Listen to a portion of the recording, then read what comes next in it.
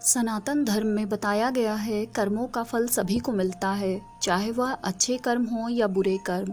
इसका एक उदाहरण माता सीता का है, जिसका जिक्र रामायण में किया गया है। इस कथा में यह बताया गया है कि आखिर क्यों माता सीता को राजा राम से अलग होने का श्राप मिला था। एक समय की बात थी जब माता सीता छोटी थी और वह अपने साथियों के साथ बाग में खेल रही थी।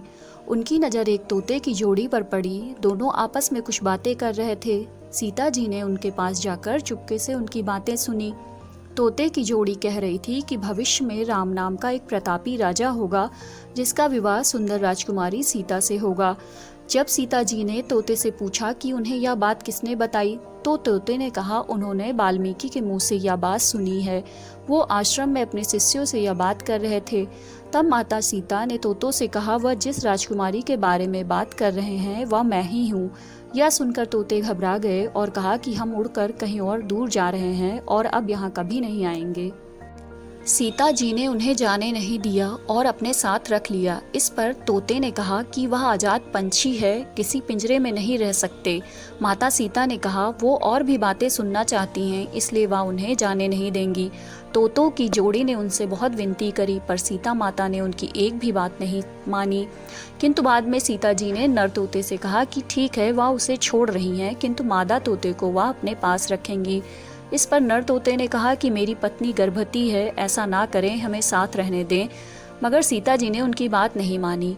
नर तोते को तो छोड़ दिया, किंतु मादा तोते को अपने पास रख लिया। नर तोता मादा तोता से दूर होने का वियोग सह न सका और उसने सीता जी को श्राप दिया कि जिस तरह वह आज अपने साथी का वियोग सह रहा है, उसी तरह वह भी एक दिन अपने पति का वियोग सहेंगी। इस घटना के कुछ समय बाद तोते ने अपने प्राण त्याग दिए। जब सीता जी को ये बात पता चली तो वो बहुत दुखी हुई, किंतु बहुत देर हो चुकी थी। यही कारण था जब श्री राम रावण का वध करके 14 वर्ष का वनवास पूरा करके लक्ष्मण के साथ अयोध्या आए। उसके बाद कुछ लोगों ने सीता जी की पवित्रता पर सवाल उठाए।